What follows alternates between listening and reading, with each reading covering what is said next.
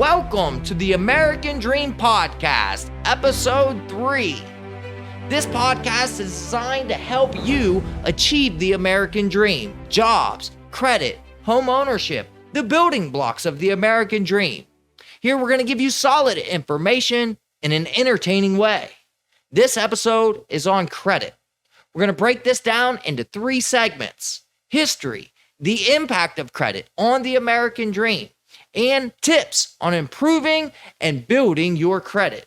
I have a lot of information to get to and some guests, but first I want to tell you about a fundraiser that I have going on for a little girl. Jericho Moore and Doug Sears were some clients of mine, and they have a little girl, 1 year old, Hendrix, cute as a button.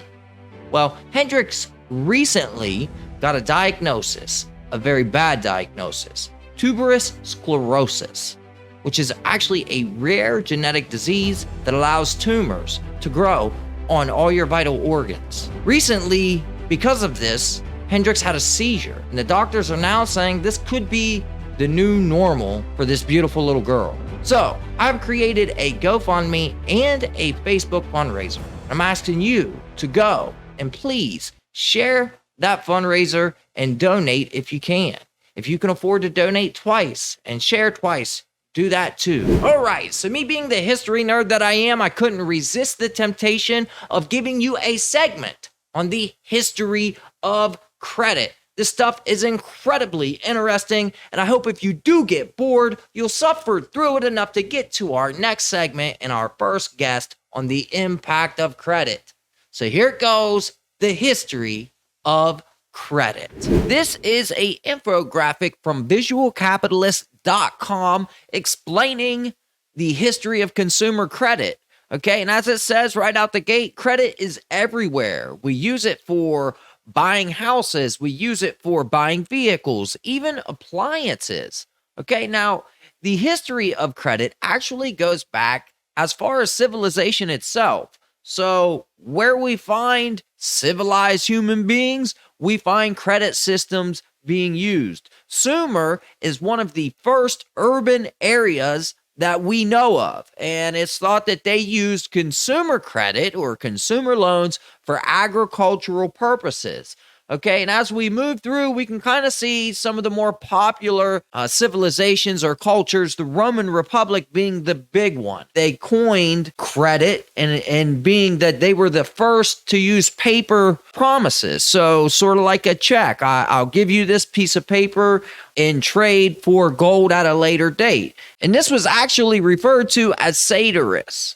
All right, so let's move on into the Dark Ages, where for the first time we start to see people questioning the morality of credit in and of itself. You have to remember, during the Dark Ages, they actually went backwards sort of in time. So throughout most of human history, we see progress, but the Dark Ages is the one example where things went backwards. We lost a lot of information, we lost a lot of technology, and generally speaking, the people in the Dark Ages or that lived through the Dark Ages, they had a pretty rough time. This is when the church or Christianity really grows throughout the world, and questions of morality come up when it comes to credit. So as we move on past the age of discovery and into the age of enlightenment, we see England really being a proponent of credit. So the age of enlightenment, as it's widely known amongst scholars, we see a lot of advocates for a free market capitalist system. So Jeremy Bentham was a proponent of a free market capitalism. So he basically argued against restrictions on interest rates. So he felt like that would harm our ability to raise capital for innovation. Now, not on this infographic is the fact that this is around the time that America is actually created. So we see America enter the world scene here. It's kind of interesting because in America, there was a battle in regards to the economic system. So if you remember from your history classes, Alexander Hamilton was a big fighter for a central banking system. Thomas Jefferson Not so much. See, the plantations in those days were built on credit. And so a lot of the plantation owners really did not care for bankers in general. All of their wealth was built on credit. So they lived a pretty high quality life, but they always had debt looming over their shoulders. So you have New Yorkers and merchants like Alexander Hamilton really pushing for a European style merchant system. And on the other end of the spectrum, you have Thomas Jefferson fighting to do away with it altogether. Alexander Hamilton actually won that battle. His political party, the Federalist, if you recall, had quite a few prominent leaders among them, including Washington and Adams, our first two presidents. So we ended up establishing a federal bank, a central bank, in order to pay off our nation's debt. So let's go ahead and move on. Find out what's going on in England at this time. So we see here in 1803, England starts to share credit information about customers, asking the question, who's reliable and who's not. So for the first time, we see companies and banks sort of asking each other about the people who are receiving credit, and really just generally asking the question, who's reliable, who's paying back what we're loaning them, and who's not. So as we move on, we also start to see that England begins to sort of debt shame people. And they sort of publish in their monthly newsletter who isn't paying their debts. Notice they're not talking about who's paying their debts. They're publishing the names of the people who aren't paying their debts. And just a guess here, but I imagine back in those days, if you got into too much debt, prison wasn't out of the question. A lot different than it is today. So we'll move on here and we'll finally see kind of America enter this graphic here with the Civil War, okay? In New York, during the Civil War, they create a system to track business credit. So it's not just consumer credit. Now they're looking and creating systems to analyze who and what businesses are receiving credit and how they're paying it. All right, so let's go ahead and move on into what we know as the Industrial Revolution. This is the birth of the auto payment, so to speak. So in Detroit, they began to allow people to take loans out to buy a new car. So not only are we seeing people go and get industrial jobs, paying them more money, giving them the capital to own things like vehicles, but we also see companies like General Motors willing to help them with credit. So let's move on to the 1930s. We start to see appliances are available on credit and not on this infographic. FHA programs are created to promote home ownership. As we enter the 1940s, I should also mention the VA home loan is created. That's a push by the government. Both of those programs, the FHA and the VA, is a push by the government to help people own homes, to establish a thriving middle class. We also see unions are very strong in this era, collective bargaining, that sort of thing. So in the 1950s, we start to see what we really know as credit cards. That's really when the credit card is invented, but it's only based on the store that you're receiving it from. So unlike today, where you can get a Visa or a MasterCard and you can use it at any store that you go to, that wasn't the case when they first come out. It was a very specific thing. So you would go, what's one of the names on here? You would go to the Texas company and ask them for a credit card, and they would either approve you for one or they wouldn't. But if they gave you one, you could use that credit card to buy things and pay at a later date. So as we talk about the 1960s, I think it's important to stop for a moment and talk about some practices that were occurring during this push for a middle class. So you might have heard the term redlining. And so what redlining was a practice by creditors and banks to basically say, okay, if you lived in this neighborhood, we're not going to give you credit.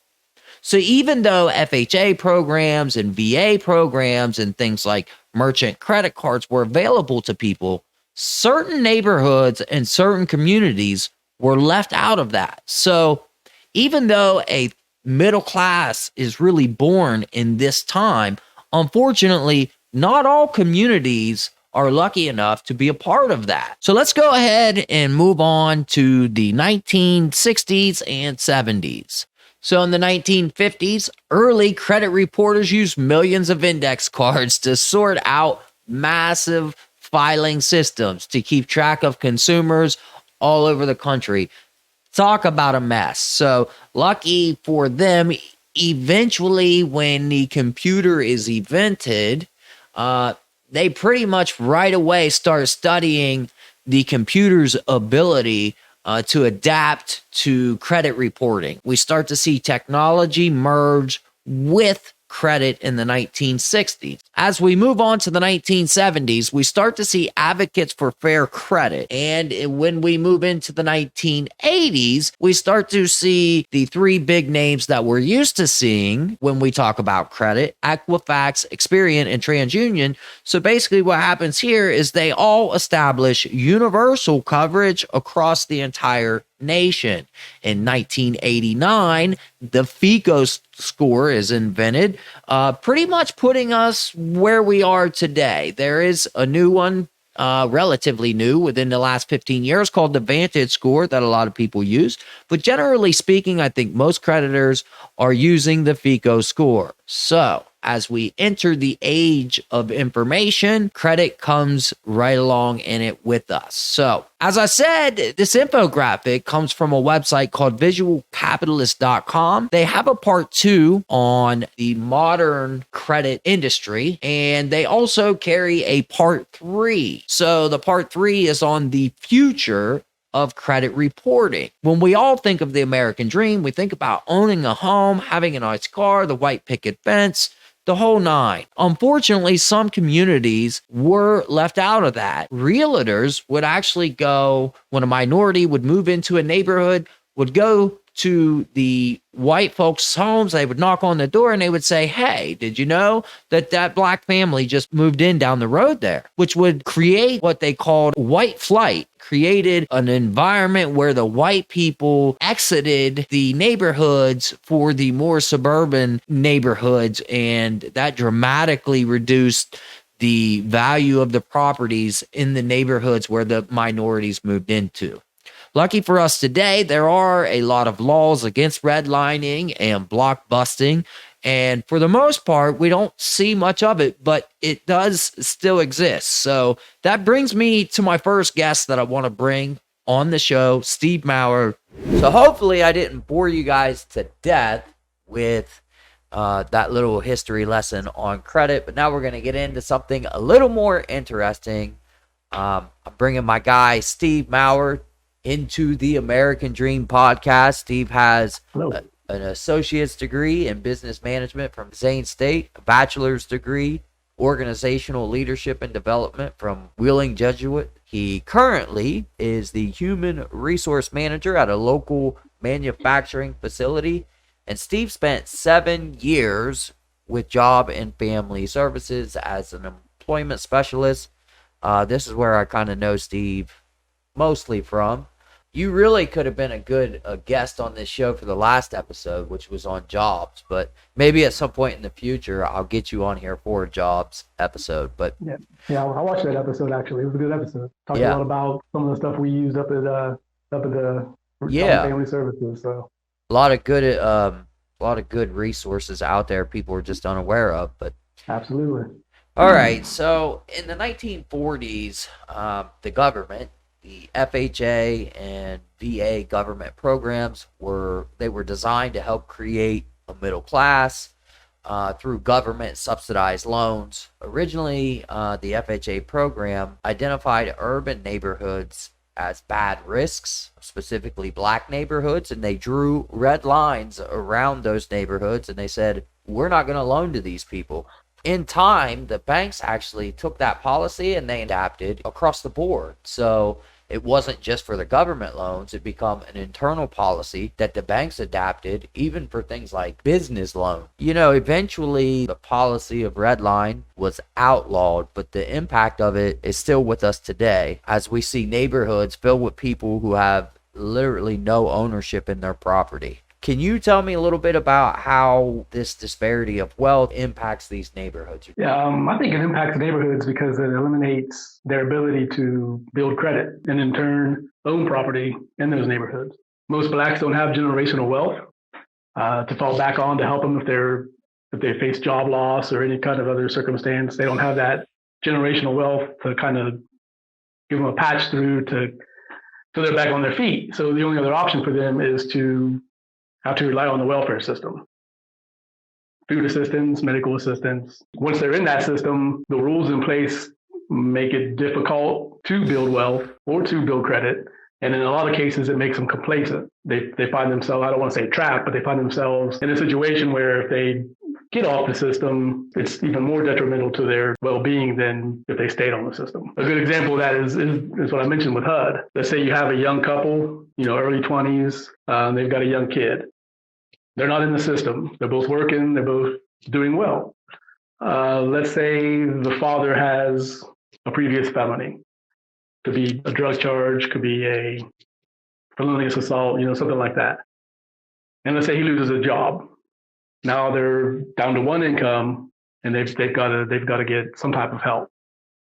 They apply for HUD, to get them on the assistance while he's out of work, or until they're back on their feet.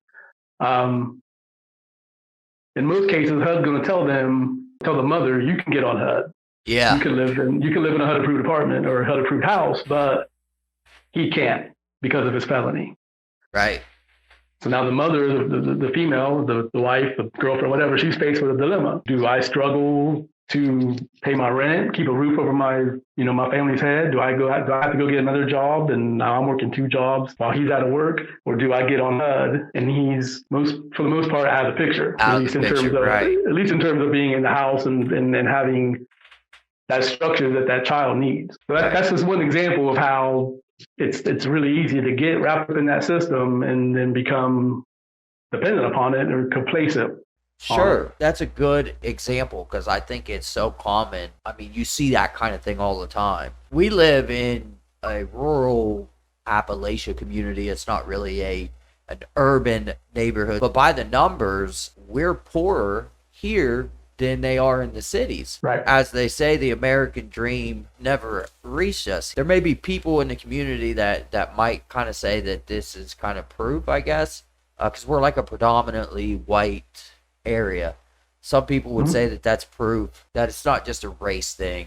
It wasn't a targeted thing, that white people were left behind too. Could you kind of enlighten people on what the difference is there? Yeah, I think the difference, they're both geographical. One's geographical based on race. The other is geographical just based on geography. Black neighborhoods were systematically redlined because they were black neighborhoods. Banks looked at them as high risk, trouble areas to lend to. The Appalachian region was just overlooked due to there not being much economic growth in the area, kind of out of sight, out of mind. Like you said, it kind of just whipped right past this area because there wasn't and still isn't much in terms of economic growth or stability to offer businesses, homeowners, things like that to come into the area. Yeah, so what you're saying is for black folks, they were redlined specifically because of the fact that they were black. Appalachia, on the other hand, it was more sort of like a drive around, right? As opposed to drawing a line around them and saying, oh, we're not going to lend or loan to these people. It was just sort of like,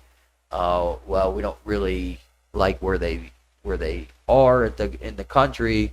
I mean, there are, I guess, some preconceived ideas about Appalachia people as not being the brightest or whatever, but for the most part, the coal industry, I think, historically was about the only thing that Appalachia really had going for it. It's interesting as we kind of see the big push for middle class that occurred after World War II, right? The FHA, the VA, and then eventually Lyndon Johnson's programs. It's interesting to see how sort of pockets of people kind of get left behind and why. But okay, so we've identified that black folks and Appalachia have been left behind. I don't think we could have a better guest. You're a black man. You grew up in Appalachia. You lived both of those realities. Both communities have populations of people who are disproportionately collecting welfare.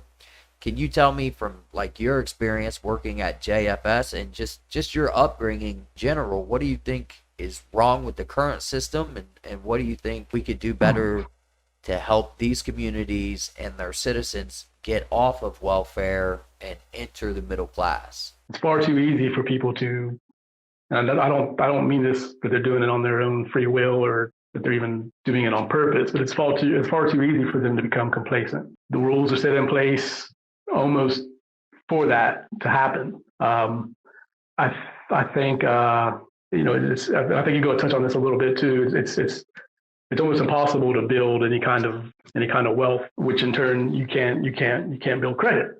The two Well, go I hand in mean, hand. I'll bring up one thing, for example, is homeownership. Homeownership is a big deal because, I mean, as a real estate agent, I get listings from people who inherited their property. So they may be in a situation where they have their own mortgage, their own home, and then in addition to that, when their parents pass away, which nobody wants to wish that somebody passes away, but we can't ignore the fact that if your parents or your grandparents own a home, it can, one, be passed down to you so that you don't have to buy one, or two, you can actually cash in on that mortgage when they pass away. And I think that not only in black communities, but I think we have that in Appalachia too. There's a lot of people here that have parents that rented their whole life, or there's just not a high rate of home ownership here.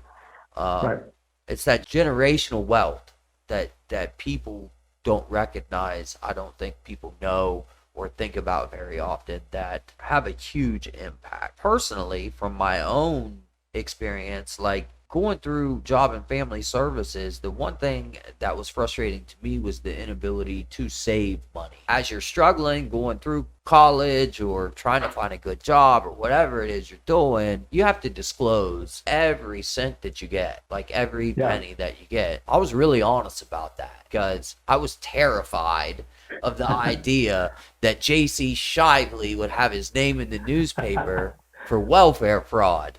So I was brutally honest about what I had. Because of the way the system's set up, I was not able to save money. As I was taking student loans, I was creating debt. They penalize you for making more money. I'm not saying that people should be able to make $2,000 a month, right, and also collect welfare. But if I can financially disclose to a caseworker that this money is being utilized either one, to save money, or two, to improve my credit score, that would help a ton. I think, I mean, just that one thing right there where it's like, okay, now all of a sudden we're giving people that are on welfare an opportunity to improve their credit, and we're not going to penalize them for it. But yeah, I mean, nobody can pay down debt, nobody can improve credit, eventually buy a house or a car without the ability to save money. It comes back to that. Another thing plays into that is like, and I don't want to ramble too much, but people that who aren't cut out for college and may not be cut out for a skilled trade either. The fact is, there are folks out there that just they either hated school when they went, or they just struggled in school. College is not something for them. Skilled trades are often a combination of both physical ability and intellectual ability, and there's other people that aren't really cut out for that either. And I think that these are the people that have the hardest time sort of getting off of welfare. But I have spoke to realtors that have sold houses through FHA, through VA, to people that worked at Wendy's. So they managed to get their credit score up.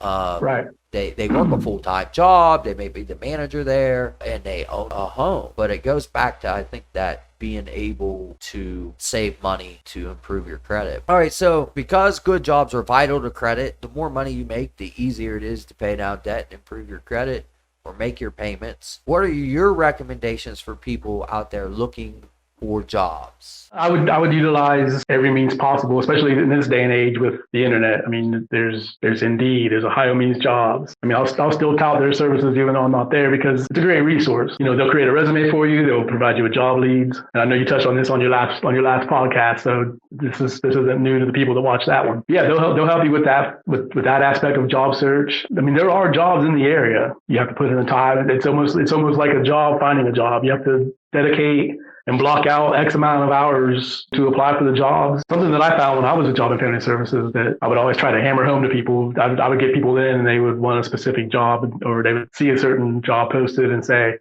well, I'm not qualified for that. And my response would be, so what? Apply anyway. What are they going to do? Yeah. They're not going to call you. Okay. Right. But they're definitely not going to call you if you don't apply. So I've applied for jobs I know I'm not qualified for. Yeah, I did too. I applied for a supervisor job with workers' comp that paid $106,000 a year. The only reason I applied for it was I saw it posted for like 6 straight months. I said, why haven't they filled this job? This is it's right down by Walmart. It's 6 figures a year in Cambridge.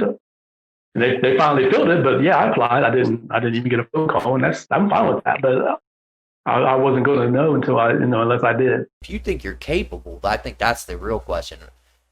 Am I capable of doing that job? And if the answer is yeah, then apply for it. All right, so last question. Do you have any personal advice for people? Any motivational stuff? If your goal is to accumulate wealth, build credit, be more financially sustainable, you have to treat it like any other aspect in your life. You have to set a goal. You don't want to set it too high. You don't want to set it too low. What I would equate it to is if, let's say you're trying to get in shape, you're overweight. A realistic goal isn't going to be, I want to lose 30 pounds in a month. You can do that, but that's difficult to do. At the same time, saying I want to lose 3 pounds in a month, well, you can lose that in a week. So you want to make it realistic. If your goal is to save money, find a dollar amount that you're comfortable saving each week or each pay and save it. You have to have structure. You have to sacrifice. That's going to entail, not eating out as much as you do now, or, going out, on Saturday night, with your friends. I did an interview a couple of weeks ago with a Jeffersonian. The same thing. The last question she asked me was, what's your advice for young artists or young people trying to get into art? And I'll say the same thing about financing. We're in a great time right now where social media, the internet, you can find out anything you want to know about financing on the internet. Right. Go on YouTube. Dave Ramsey's got video after video after video about saving money, investing money. And you don't have to spend a dime to do it. You can buy his program, but all his stuff's online. And he has a really good plan. His plan's called Baby Steps. One step is to save $1,000 for an emergency fund. Another step is to pay off all your debt. And the third step is to start accumulating wealth so that you can give back to people that are less fortunate. That's his ultimate goal because it's Christian-based financing. Yeah. But all that stuff's on there. There's another guy that I follow a little bit. He recommends everybody, no matter who you are, start an at-home based business. That's going to reduce your tax liability. You'll be able to write off certain amounts of your electric, certain amounts of your phone, cable. Become a realtor, right? Become a realtor. That was going to be my last suggestion is get a side hustle. I mean, something that would drive me nuts when I was at Job and Family Services and I was doing a resume for somebody. I'd ask them, what are your skills? So many people would say, I don't have any. Everybody has skills. I mean, you might not know it's a skill. You might not look at it as a skill, but everybody has skills.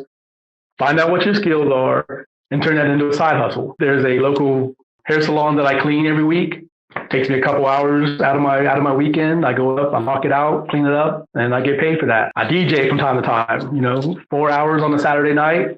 I get paid for that. And then, of course, I do my artwork and things like that, and I get paid for that. So find your side hustle, find what you're good at, make money doing that on top of, your other job. You don't have to put in a full 40 hours in your side hustle. You can do it a minimal amount of hours and gain maximum reward from it. One of the things that I always tell people, going back to your point about everybody has a skill set. I always ask people, what was your favorite subject in school? Because I know everybody doesn't like school, but everybody sort of had a favorite subject, and that's a good place to start. Like, as far as identifying what you want to do, I've had people approach me like, hey man, I want to go to college, but I don't know what I want to be or what I want to do. I always ask them, the first question is, what was your favorite subject in school? And if they're kind of loop on that, then I'd say, well, what do you enjoy doing? You know, do you like Mhm. working on cars? Do you like hunting? What do you like to do? Whatever it is, there's opportunity out there with it. So, yep. All right, Steve. Well, I think that's pretty much all I got. I appreciate you coming All on right. the show. Like I Hey, thanks said, for having me, man. in the future, I'm going to keep cranking these things out. Jobs, credit, the American dream. Jobs, credit, the American dream. So I'd like to get you back on for a jobs specific show. So, Hey, sounds good, man. all right. Thanks, brother. Have a good night. Thanks, bud. You too, Yep. bud. All right, so let's move on to our next segment with our next guest, Tyler Dingus from Cornerstone Credit. He's going to tell us how to fix and repair our credit. Let's go. So we have Tyler Dingus entering the American Dream podcast to give us some advice and tips on credit. So Tyler, why don't you tell our viewers a little bit about yourself? So I run a company called Cornerstone Credit. It was established this year, really in hopes to help people build the foundation to better finances. And a lot of that is focused on your credit score, which is that crazy 3-digit number that determines a lot of different things in people's lives that, for being such a huge part, people don't typically think about. And so we want to be able to provide education and resources for people who have bad credit to repair their credit, people with no credit to build credit, and then to give education on how to manage your finances to meet your dreams, like your dream car purchase or a dream home, things like that, to really just build a strong financial foundation. If you had to give some tips to people on how to improve credit, what are your mainstream, like your go-to tips for people? If you have credit and it's kind of middle of the range and you're looking to keep your score up, one of the biggest things that you can do is have good payment history. Payment history is 35% of what makes up that 3-digit number. And so every on-time payment that you have that reports to a credit bureau builds your credit. So the reason a lot of people say, hey, you should make at least one purchase a month with your credit card is not just because, you want usage. The reason they say that is because you're giving yourself payments month after month that reports positively to the bureaus. The next thing is making sure that the purchases that you do use, you keep under 30%. So lenders look at how you use your credit. They don't want to see, oh, he has $1,000 limit and he uses 800. It shows that you're very reliant on credit. It doesn't show that you're financially capable of payments more than that. They like to see utilization below 30%. The next thing I would probably say is inquiries. So if you're applying for a lot of different loans, a lot of different credit, that also brings down your score.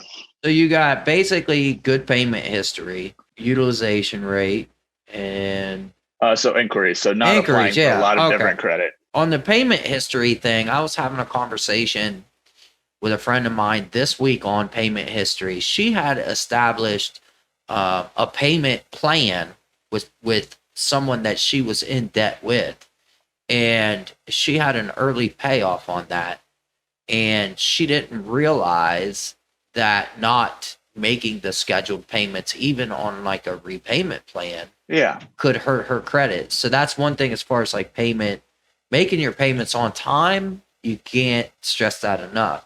The utilization rate is a good point too, and I don't think enough people realize what the utilization rate is. To me, this is like a cheat code to the video game, right? If you don't know the cheat code to the game, then you can't use it. But basically, what the example I always use as far as utilization rate, you correct me if I'm wrong, but say I give you a credit card and I tell you the limit on it is $100. If the credit card company or the creditor says your utilization rate on that $100 is 30%, then they're saying they don't want you to spend more than 30% or under 30%. They want you to spend exactly 30% a month to achieve the highest on your return on your credit score. Is that right?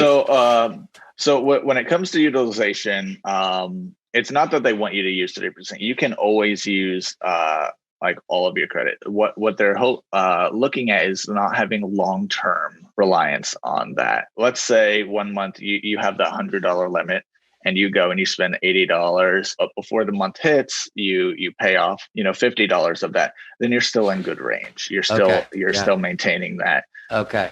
One of the things like your mortgage or a car payment. A lot of people are like, well, I'll just, pay off my car early. I've had it for 6 months. I have the money. Let's pay it off right now. Right.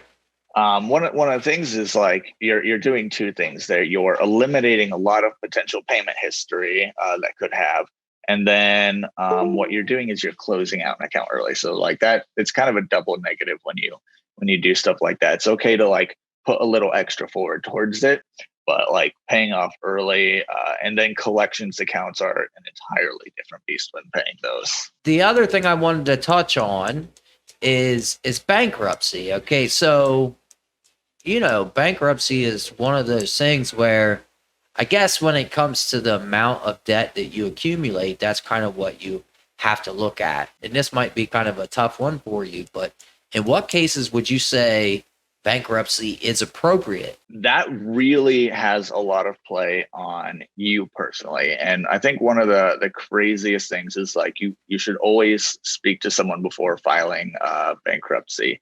You should speak to a lawyer, like go over the debts that you have. One of the things before going fully into bankruptcy, one of the things my company does and some of our partners do, we have financial advisor partners who help with that. Can you get your debt under control? Can you negotiate with these debt companies, these collections agencies to get it under control? That is probably the first step that you should consider before filing for bankruptcy, because you may actually be able to get everything paid off and taken care of without filing bankruptcy, because a lot of times these companies will settle for less. And you'll be able to negotiate that. And it may be something that you can afford, and you can get on what we like to call is the debt snowball. So this is taking your debt, making these arrangements, paying off your smallest debt first, and then working to your largest debt. So that way each time you pay off a debt, you have more money to put towards the bigger set.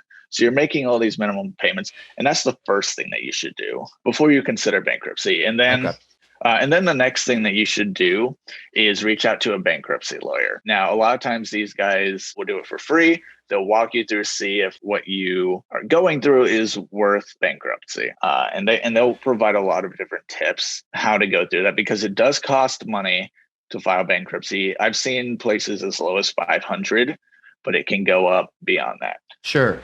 And when you're looking at bankruptcy, a lot of people see bankruptcy as this huge negative, and it's really not. Bankruptcy is a really good tool to use when you really can't afford the debt that you have, and there's really no way out. After your bankruptcy has closed and you're no longer in active bankruptcy, my company can actually work through and get that bankruptcy removed from your credit report. Oh, wow. That's awesome. And so like it's not always a guaranteed thing, but a lot of times we're actually able to work and get these removed.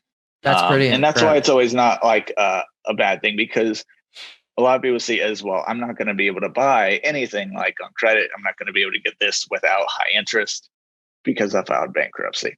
And so it's always something that is a weird thing to talk about, because people always see it as this huge negative. But right. If you're only making $20,000 a year and have $180,000 in debt, you're not going to be able to afford that. Yeah.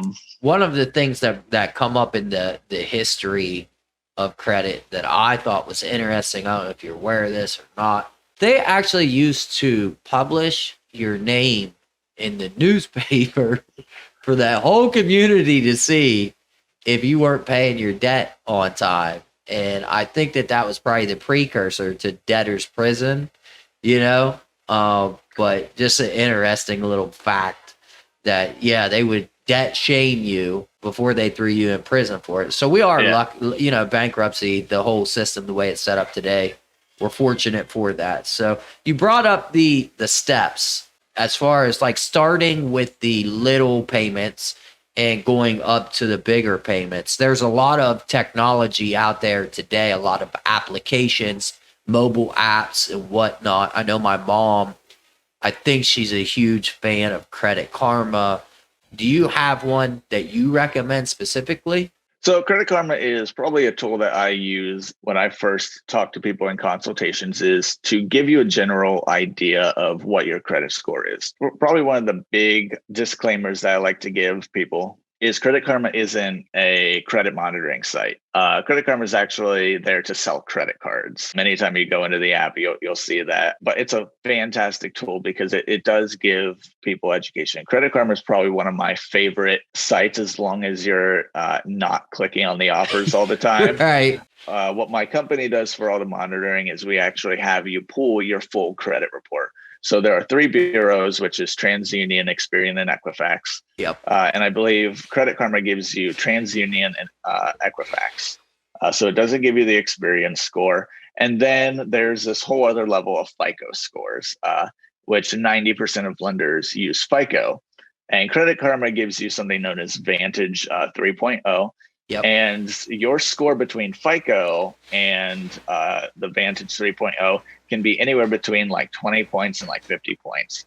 I know one client that I had went to an auto dealer and she's like, I have a 650 score. I was like, I got to the dealer and he said I had a 580. Right. And I'm like, well, let's check and see what you actually have. And, pulling her actual scores, we could see that, see what the lenders were actually seeing and using.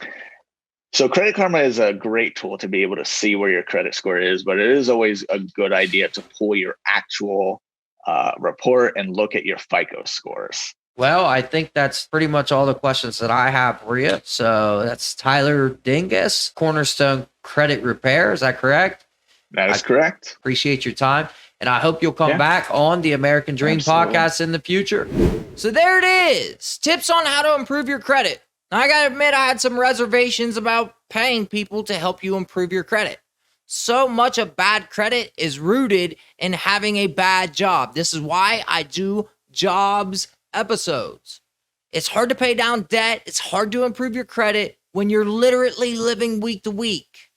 But after speaking with Tyler, I'm convinced that there's an audience out there that can benefit from the services that he offers. In closing, I want to give you guys a little bit of a kick in the butt. I want to remind you that so much of this is dependent on you. Take your own circumstances into your own hands. Effort is a factor, a big factor. The system is stacked against people. I have no doubt about that. But if you don't make a decision to better your life will not get better. I'm a living example. My mother is a living example. My guy, Steve, he's a living example. We got help, but it's what we did with that help, the effort that we put forth that made all the difference.